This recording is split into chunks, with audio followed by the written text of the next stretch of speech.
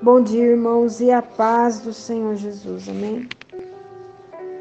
Mais uma vez, venho aqui agradecer a Deus por mais esse dia, por mais essa chance, por mais essa oportunidade que o Senhor, Ele entregou para cada um de nós nesse dia. Hoje é o dia que o Senhor preparou para as nossas vidas.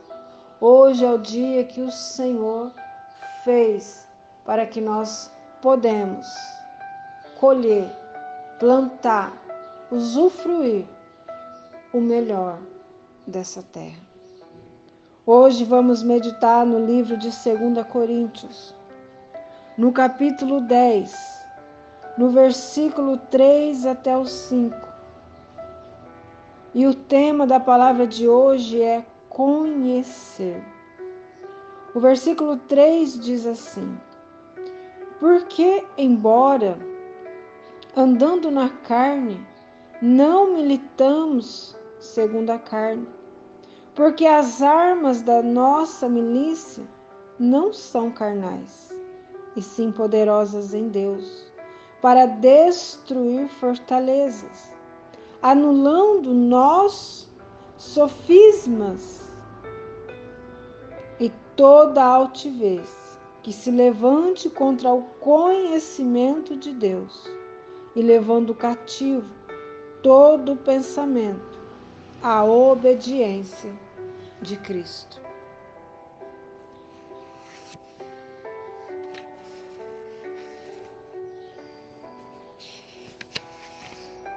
Fortalezas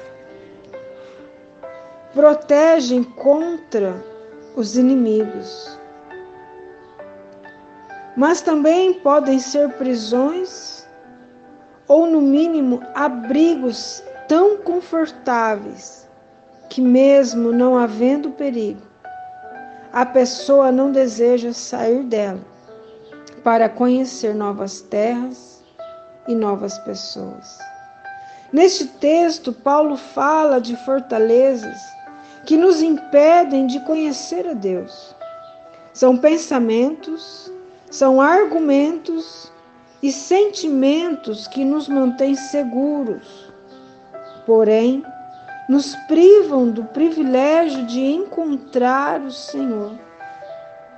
E um destes pensamentos é o argumento de que Ele simplesmente não existe.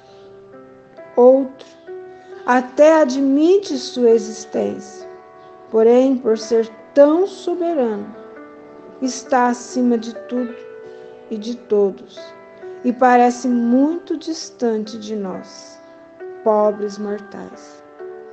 Outra dessas fortalezas é a falsa segurança produzida pelo sucesso pessoal e profissional, e também pela tecnologia, tornando o homem autossuficiente, de forma que pense que não precisa mais de Deus. Conceitos inadequados sobre Deus também entram nessa lista, como, por exemplo, o do juiz, que está sempre pronto a nos condenar pelos nossos pecados. Desde o livro de Gênesis, o primeiro livro da Bíblia, Deus se revela, buscando ter um relacionamento de amor com seus filhos. Assim, Abraão, Jacó, José, Moisés, Davi e muitos outros conheceram Deus como alguém com quem podiam contar e caminhavam com eles. No Novo Testamento, Jesus, o Filho de Deus encarnado, veio à terra e escolheu homens para estar com ele. Estas fortalezas que construímos em nossas mentes não são fáceis de serem desconstruídas.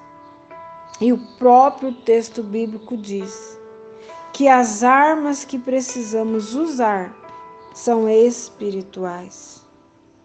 Somente quando nos aproximamos de Deus, por meio de Jesus Cristo, da oração, do estudo da palavra e da orientação do Espírito Santo, estas fortalezas caem, de forma que podemos desfrutar deste maravilhoso relacionamento com Deus, que mesmo sendo tão grande, se importa e ama cada um de nós.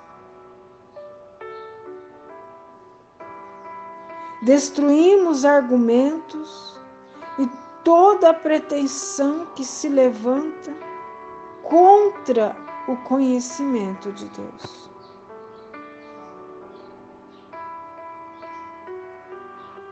Que nós possamos buscar em Deus, buscar na Sua palavra e na orientação do Espírito Santo as fortalezas nas quais nós precisamos dia após dia para poder lutar contra sentimentos contrários ao nosso Senhor.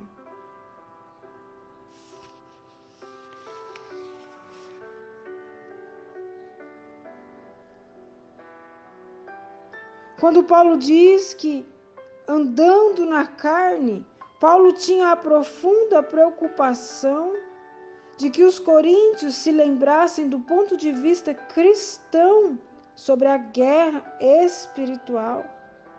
A guerra espiritual não é travada da mesma maneira que as nações do mundo guerreiam.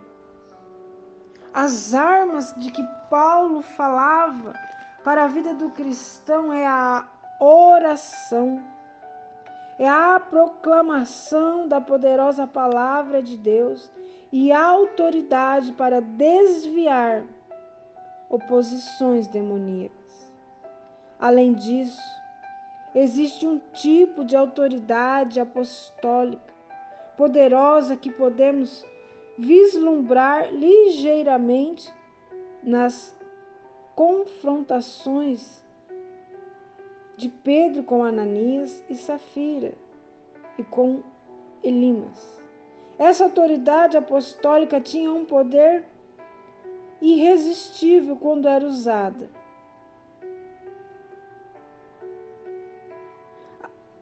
Fortalezas. No reino espiritual, sobre o que Paulo estava falando? A palavra fortaleza se refere a centros de oposição demoníacas ao Evangelho. Paulo reconhecia que os seus inimigos em Corinto eram servos de Satanás.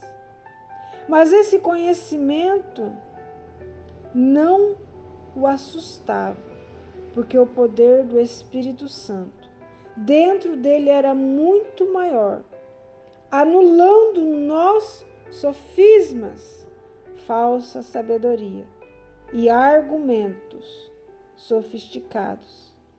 Eram algumas das armas usadas por aqueles servos de Satanás em seu ataque contra Paulo. Paulo havia anteriormente falado sobre a diferença entre a sabedoria do mundo e a sabedoria espiritual da mensagem da cruz.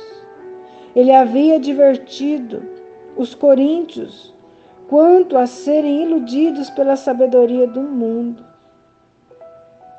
Agora Paulo via que os seus inimigos haviam feito alguns avanços com a falsa sabedoria, a qual ele deveria se opor totalmente e, ao mesmo tempo, ganhar novamente a lealdade e a obediência dos cristãos coríntios,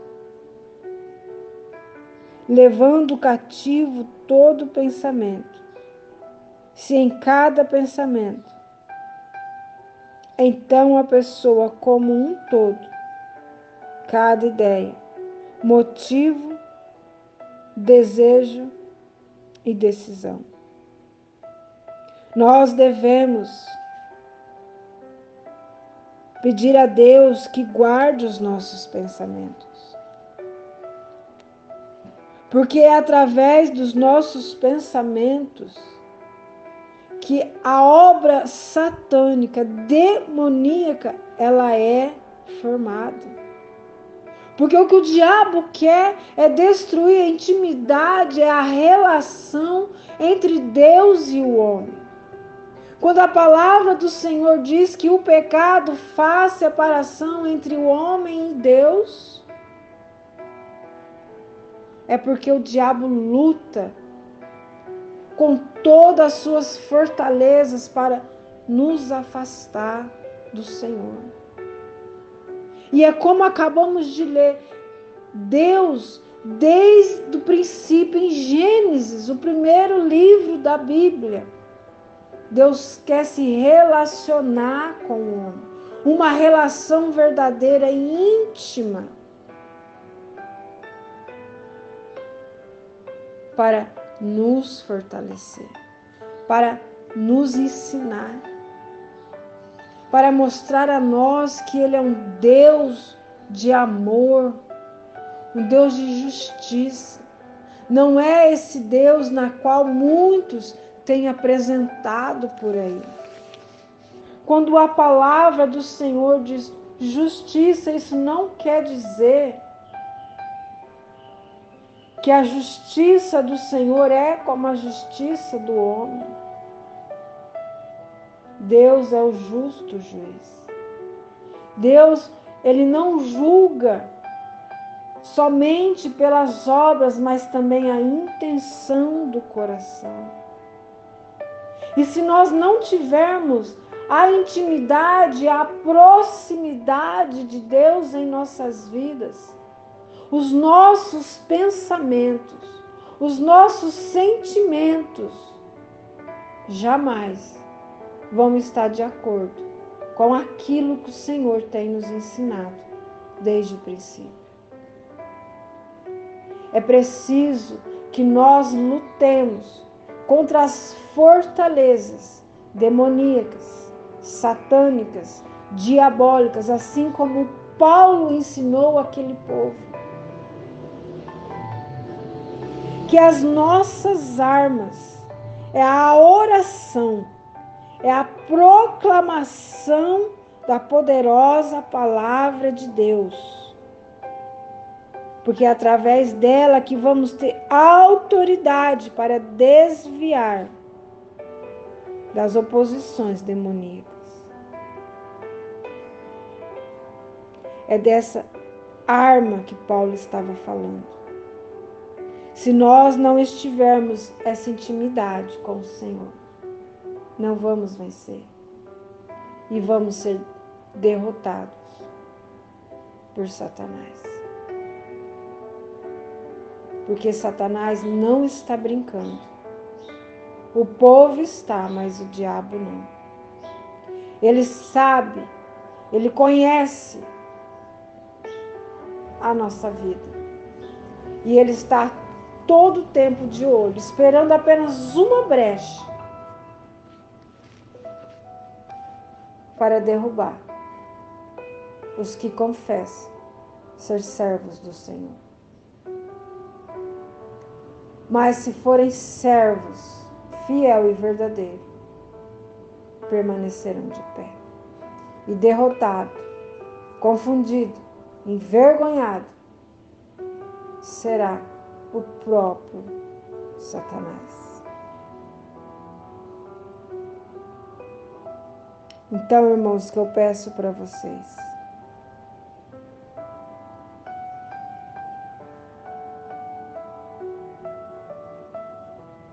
não ande na carne, mas busque andar no Espírito. Porque somente o Espírito do Senhor é que vai nos revelar, é que nos vai dar o conhecimento, o pensamento para obedecermos a Cristo. Ele é quem vai nos preparar. Ele é quem vai nos dar força, quem vai nos dar a direção para que resistamos às fortalezas do mal. Que o Senhor, nesse dia de hoje, Ele envia sobre nós o Teu Espírito Santo para blindar a nossa mente, blindar o nosso coração, guardando dentro dele a Sua palavra, guardando dentro dele a Tua verdade e a Tua justiça, e que nós resistamos toda a armadilha, toda a tentação do diabo, e que nos aproximamos de Deus cada vez mais. Conheçamos o Senhor, esforcemo-nos por conhecê-lo. Essa foi a palavra de hoje. E eu agradeço mais uma vez pela oportunidade. Deus abençoe a cada vida, a cada lar e a cada família.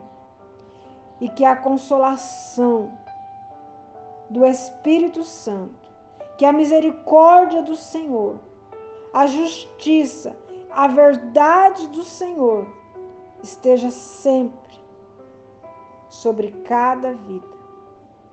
E que o Senhor reine na vida de cada um para todo sempre. Amém. E graças a Deus.